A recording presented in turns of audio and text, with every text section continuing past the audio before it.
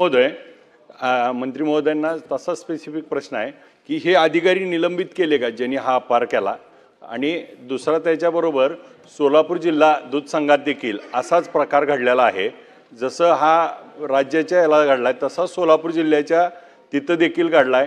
त्याच्यावरती त्याची चौकशी झाली, 8388 झाली आणि परत त्या ठिकाणी आपल्याकडनं त्याला खाली शहाजी पाटील नावाच्या एका अधिकाऱ्यानं ती परत चौकशी रद्द केली, संचालक मंडळ बरखास्त केलं होतं। आणि त्यात देखील असाच असताना सगळं होऊन परत आपल्या लेवलवरती मंत्रालयात आल्यानंतर आपण त्याची चौकशी रद्द करून खालच्या अधिकाऱ्यांनी रद्द केलं आणि परत संचालक मंडळ रिस्टोर झालं।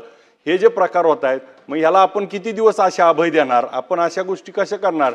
मग भ्रष्टाचार होतोय, सिद्ध होतोय, चौकशी पूर्ण होते आणि परत सोलापूर जिल्हा दूध संघाचं संचालक मंडळ याच्यात दोषी आढळलं होतं।